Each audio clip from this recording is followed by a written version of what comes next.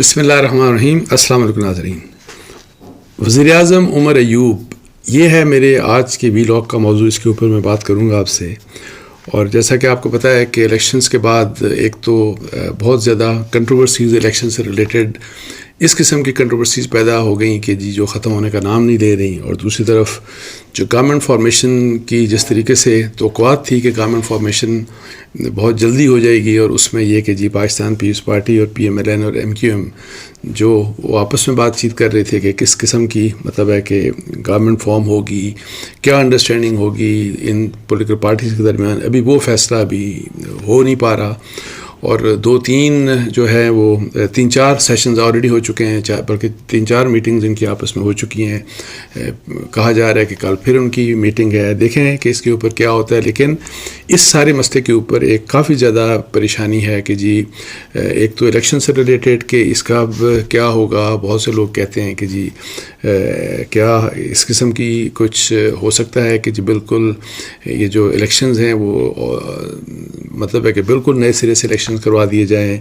اور کچھ لوگ یہ کہ پتہ نہیں کس قسم کی گورنمنٹ آتی ہے. گورنمنٹ اگر آتی ہے وہ اسٹے بھی کر پائے گی کہ نہیں کر پائے گی، کتنے مہینے چلے گی، 6 مہینے، سال، 1.5 سال، واٹ ایور. سو مختلف قسم کی ڈسکشنز ہو رہی ہیں. تو پہلے تو میں آپ کو تھوڑا سا میں آپ کو پہلی جنوری 1 2024 یعنی کہ تقریباً کوئی آج سے کوئی 47-48 دن پہلے میرا ایک کالم چھپا جنگ میں، اور اس کالم کا عنوان تھا انتخابات کے بعد رولا ہی رولا. اور 1 جنوری کو یہ کالم چھپا تھا. اور آپ اب دیکھیں کہ میں نے اس وقت کیا لکھا تھا. یہ بڑا امپورٹنٹ ہے آج کی سچویشن کے لحاظ سے، اور پھر اسی کے لحاظ سے میں آپ سے کچھ انفارمیشن اور کچھ میں اپنا انالیسس شیئر کروں گا. 8 فروری کے اب یہ میرا کالم ہے، 1 جنوری 2024 کو لکھا گیا. 8 فروری کے انتخابات سے امید تو یہ تھی کہ سیاسی اور معاشی استحکام کی طرف ایک اہم قدم ہوگا، لیکن معاملہ تو کچھ اور ہی نظر آ رہا ہے. جوں انتخابات کا وقت قریب آ رہا ہے، یہ خوف بڑھتا جا رہا ہے کہ پاکستان کا کیا بنے گا. یہ رائے عام سننے میں مل رہی ہے کہ جن حالات میں اور جس انداز میں انتخابات کرائے جا رہے ہیں، اس کے نتیجے میں پاکستان میں سیاسی عدم استحکام بڑھے گا، اور اگر سیاسی عدم استحکام بڑھتا ہے تو اس سے معاشی عدم استحکام بھی بڑھے گا. اس وقت ہمارے سامنے انتخابات کے حوالے سے 2 صورتیں نظر آ رہی ہیں. اگر انتخابات صاف شفاف انداز میں کروائے جاتے ہیں تو ممکنہ طور پر 9 مئی والے اقتدار میں آ جائیں گے، اور اگر انتخابات موجودہ انداز میں آزادانہ انورٹڈ کاما میں کروائے جاتے ہیں تو شاید پاکستان کی تاریخ کے سب سے زیادہ انجینئرڈ انتخابات ہوں گے، جس میں اکثریت کو اقلیت اور اقلیت کو اکثریت میں بدل دیا جائے گا. 9 مئی والے کون ہیں؟ انہوں نے کس پر حملہ کیا تھا؟ وہ کیسا اور کس کے خلاف انقلاب لانا چاہ رہے تھے؟ وہ کس ادارے کو اپریل 2022 سے جب عمران خان کی حکومت کا خاتمہ ہوا اپنے نشانے پر رکھے ہوئے ہیں؟ ان سوالوں کے جواب سب کو معلوم ہے. تحریک انصاف کے چیئرمین بیرسٹر گوہر علی خان کا کہنا ہے کہ ان کی جماعت کی قیادت کا فیصلہ ہے کہ الیکشن جیتنے کے بعد وہ کسی سے کوئی انتقام نہیں لیں گے، نہ ہی کسی ادارے سے لڑائی لڑیں گے. ہو سکتا ہے کہ عمران خان کا بھی یہی فیصلہ ہو، لیکن تحریک انصاف کے انتخابات جیتنے کی صورت میں فوری طور پر PTI کا سوشل میڈیا کیا ٹرینڈ چلائے گا، کس کو نشانے پر رکھے گا، نئی حکومت سے کیا مطالبہ کرے گا. اس کے ساتھ ساتھ پاکستانی اور بین الاقوامی میڈیا کیا تحریک انصاف اور عمران خان کو ان کا فوج اور فوج کی قیادت سے متعلق ماضی کا ایک بیان اور الزام یاد نہیں دلائیں گے. اس سب کے ملک کے سیاسی و معاشی حالات پر کیا اثرات ہوں گے. اگر عمران خان واقعی بدل گئے ہوں اور تحریک انصاف کے ووٹروں سپورٹروں اور PTI کے سوشل میڈیا کے اداروں سے نفرت ختم ہو گئی ہو، تو دوسری طرف جن پر 9 مئی کے حملے ہوئے، کیا وہ 9 مئی کو بھلا دیں گے؟ کیا وہ فوجی تنصیبات اور شہداء کی یادگاروں کی بے حرمتی کرنے والوں اور جن کو وہ منصوبہ ساز اور ماسٹر مائنڈ کہتے تھے، ان سب کو گلے لگا لیں گے؟ یہ وہ معاملہ ہے جس پر بہت سوچ بچار ہونی چاہیے تھی. 9 مئی میں ملوث افراد اور باقی تحریک انصاف کے درمیان ایک واضح لکیر کھینچی جانی چاہیے تھی، معافی تلافی کے رستے نکالنے چاہیے تھے، لیکن ایسا کچھ نہیں ہوا. اور اب جن حالات کا ہمیں سامنا ہے وہ بھی ایسے ہیں کہ انتخابات کے بعد کیا ہوگا یہ سوچ کر پاکستان کے بارے میں فکر ہوتی ہے. ابھی اگین انورٹڈ کاماز میں جس آزاد انداز میں اس وقت انتخابات کروائے جا رہے ہیں، اس پر پہلے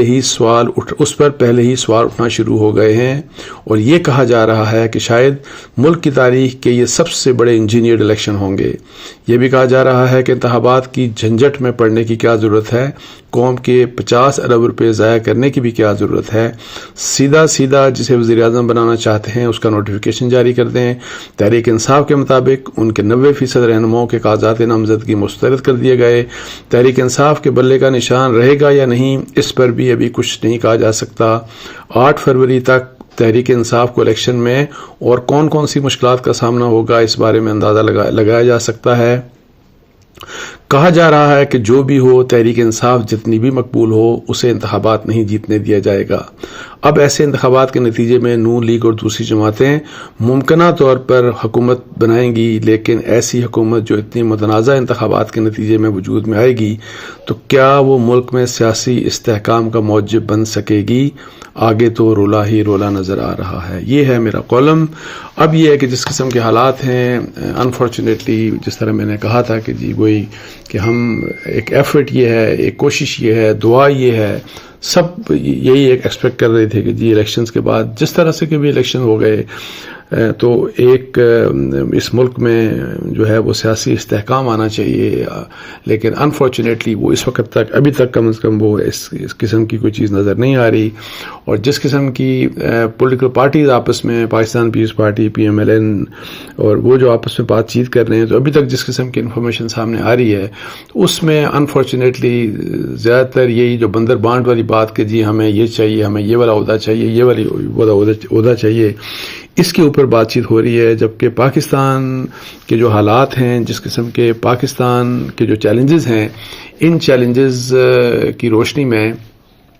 یہ ہمارے پولیٹیشنز جو ہیں ان کے لیے بڑا ٹیسٹ تھا کہ جی وہ پاکستان کو بجائے اس کے کہ اپنے ذاتی مفادات کی متعلق بات کریں، ان کو پاکستان کے مفاد اور پاکستان کو جس مشکل میں ہے اس میں سے اس کو نکالنے کے لیے کوشش کرنی چاہیے تھی، لیکن انفارچونیٹلی ابھی وہ نظر آ نہیں رہا۔ تو اب یہ ہے کہ میں میں نے اپنا ویلاگ کا موضوع کی بات کی تھی کہ جی وزیر اعظم عمر ایوب، تو اب آپ کو یہ پتا ہے کہ جی PMLN اور نے تو اپنا نام دے دیا شہباز شریف صاحب کا کہ جی وہ وزیر اعظم کے کینڈیڈیٹ ہوں گے۔ اس کے بعد یہ بھی PMLN سے خبر آئی اور وہ ٹیلی ویژن چینلز اخباروں میں شائع بھی ہوئی کہ اب PMLN کے اندر بھی ریلکٹنس ہے کہ کیا ان کو گورنمنٹ لینی چاہیے کہ نہیں لینی چاہیے۔ تو لیکن ایز اگینسٹ PMLN PTI کی طرف سے جو نام دیا گیا پرائم منسٹرشپ کے لیے، وہ عمر ایوب کا نام دیا گیا۔ اب ایک حقیقت ہے کہ جو PTI کے جو آزاد کینڈیڈیٹس ہیں وہ الیکشن میں سب سے زیادہ نمبر ظاہر ہے ان کا ہے، اور وہ 92 نمبر ہے ابھی ان کا، مطلب ہے کہ انہوں نے MLAs کی سیٹ جیتی ہیں۔ ان کا الیکشن سے ریلیٹڈ ظاہر ہے دھاندلی کا وہ الزام لگاتے ہیں اور کہتے ہیں کہ جی ہماری کوئی 50 سے 70 سیٹیں تو ابھی ہماری وہ والی ہیں جہاں پہ ہمیں ہروایا گیا۔ اچھا، اب دیکھیں جب اس قسم کے حالات ہوں اور جب تو میری ذاتی رائے میں ایک تو میں پہلے بھی کہہ چکا ہوں، ابھی بھی کہہ رہا ہوں کہ چونکہ اگر انڈیپینڈنٹ کینڈیڈیٹس PTI کے زیادہ وہ نمبر 1 سب سے زیادہ اگر انہوں نے سیٹیں لیں تو ان کو دعوت دینی چاہیے تھی کہ جی آپ پہلے جو ہے وہ حکومت بنا لیں۔ اور میں اب بھی یہ سمجھتا ہوں کہ میرا خیال ہے کہ جو ایک سولوشن جو ہو سکتا ہے، ساری میں کنٹروورسی کی بات کر رہا ہوں جس قسم کے حالات ہیں، کہ جو PTI ہے ان کے فرض کریں عمر ایوب کینڈیڈیٹ ہیں تو تھوڑا سا PMLN اور پاکستان پیپلز پارٹی جو دوسری جو پولیٹیکل پارٹیز ہیں ان کو ان کا مینڈیٹ تسلیم کرتے ہوئے ایک وہ آفر کر دیں کہ ٹھیک ہے عمر ایوب جو ہیں ان کو آپ وزیر اعظم بنا دیں اور ان اپوزڈ ودرا کر لیں شہباز شریف صاحب، PMLN اپنی گورنمنٹ بنائے پنجاب میں اور اس کے اوپر توجہ دے، اور اسی طرح صوبوں میں پاکستان پیپلز پارٹی جو ہے وہ سندھ میں جو ہے وہ اپنی گورنمنٹ کے اوپر توجہ دے، اور باقی صوبوں میں جس طرح بھی جس کی میجورٹی ہو۔ تو اب یہ ہے کہ جی فرض کریں کہ اگر اس طرح کی بات کی جاتی ہے تو ظاہر ہے پی ٹی آئی کا جو اصل مسئلہ ہے وہ یہ ہے کہ مئی 9 کے حوالے سے ظاہر ہے ان کے لیے کچھ سیریس مسائل ڈیفینیٹلی ہیں، لیکن جب آپ نے پی ٹی آئی کے ان سب لوگوں کو الیکشن لڑنے کی اجازت دے دی تو پھر اگر وہ الیکشن تمام تر جو دھاندلی کے الزامات کے باوجود اگر الیکشن میں سب سے بڑی پارٹی بن کے یا ان کی میجورٹی جو ہے وہ اگر میجورٹی تو نہیں لیکن اگر ان کا سب سے بڑا نمبر آیا تو میرا خیال ہے کہ یہ جو اس وقت جو پاکستان کے حالات ہیں ان کو اس مشکل سے نکالنے کے لیے بڑا اچھا ہوگا کہ ایک تو یہ کہ جتنے بھی اسٹیک ہولڈرز ہیں ان کو ایک ایک سٹیپ پیچھے جانا چاہیے. جہاں تک اسٹیبلشمنٹ کی بات ہے اور پی ٹی آئی کی بات ہے تو جیسے میں نے اس کالم میں لکھا تو جو لوگ مئی 9 میں انوالو تھے ان کو تو خیر ظاہر ہے ان کا اپنے کیسز چلیں، ان کو چلایا جانا چاہیے، ان کو جو انہوں نے جرم کیا اس کی ان کو سزا ملنی چاہیے. عمران خان صاحب کی آلریڈی کنوکشن ہو چکی، وہ پاور پالیٹکس سے ظاہر ہیں وہ سب سے بڑا انفلوئنس ابھی بھی پی ٹی آئی کے لیے وہی ہیں، انہی کے نام کے اوپر پی ٹی آئی کو ووٹ پڑا، لیکن پاور پالیٹکس میں فی الحال وہ مائنس ہیں اور ان کی اپیلیں کب سنی جاتی ہیں ان کی اس کی چیز کے لیے ایک بات کہ جی ایک انڈرسٹینڈنگ ہونی چاہیے کہ اس کو ایک نارمل پروسیس جو بھی قانون کا ایک پروسیس ہے اس کے تحت ان کے کیس چلنے چاہیے. اگر وہ آگے جا کے ثابت کرتے ہیں کہ جی ان کو غلط سزائیں دی گئی تو ٹھیک ہے وہ ریورس ہو جائیں گی، نہیں ہوتی تو وہ سزا اپنی بھگتے ہیں. اچھا اس لحاظ سے میں یہ کہہ رہا ہوں کہ ایک انڈرسٹینڈنگ کی ضرورت ہے اسٹیبلشمنٹ اور پی ٹی آئی کے ان لوگوں کے لحاظ سے جنہوں نے الیکشن لڑا، الیکشن جیت گئے، جن کو سسٹم نے اجازت دی کہ آپ الیکشن لڑیں اور جو کہ مئی 9 کے کیسز میں انوالو نہیں ہیں. اب نام تو ویسے بہت سے، عمر ایوب کا بھی شاید نام مئی 9 کے کیس میں تو شاید ان کا بھی ویسے نام آیا، لیکن یہ سب کو پتا ہے کہ یہ ان ایلیمنٹس میں موجود نہیں تھے کہ جنہوں نے جو ہے وہ اس قسم کی بات کی یا اٹیکس کسی قسم کے اٹیکس میں وہ انوالو رہے. سو بہت سے ایسے لوگ ہیں، علی محمد خان کو آپ دیکھ لیں، آپ اسد کیسر کو دیکھ لیں، یہ وہ لوگ ہیں جو اس وقت کم از کم جب عمران خان صاحب جیل میں اور ابھی جو ان کی پالیسی چل رہی ہے پی ٹی آئی کی کہ جی مختلف پولیٹیکل پارٹی سے آپ انگیج کریں، فوج کے اگینسٹ یہ جو ایک نفرت ہے یا جو اس طرح کی بات کی جاتی ہے وہ مت کریں آپ، اور ان کو آپ کنفرنٹیشن والی بات فوج کے ساتھ اس چیز کے جو خلاف جو ایک سینر ایلیمنٹ ہے تو ان میں یہ لوگ شامل ہیں. ایون یہ جو ان کے چیئرمین گوہر علی بیرسٹر گوہر ہیں وہ بھی اسی سوچ کے مطلب کے مالک ہیں. سو اس لحاظ سے اگر اس قسم کی انڈرسٹینڈنگ ہو کہ جی آپ ٹھیک ہے یہ گورنمنٹ بنا لیں اور اس میں جیسے کہہ رہا ہوں کہ پی ایم ایل این اپنا جو کینڈیڈیٹ ہے اس کو وڈرا کر لیں، وہ یہاں پہ بنائیں، اور پھر اصل جو چیز ہے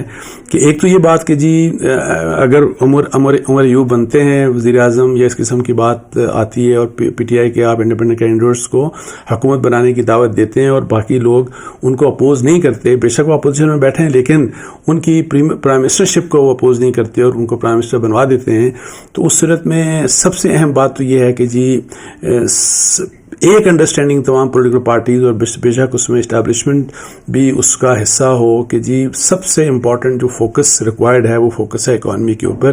کہ پاکستان کی اکانومی کو کس طریقے سے ٹھیک کیا جائے. اکانومی اور گورننس یہ دو ایشوز ایسے ہیں کہ جس کے اوپر ایک انڈرسٹینڈنگ پیدا کر کے تو جہاں پھر آپ عمر ایوب صاحب وزیر اعظم بنتے ہیں تو بن جائیں اور وہ حکومت چلائیں، لیکن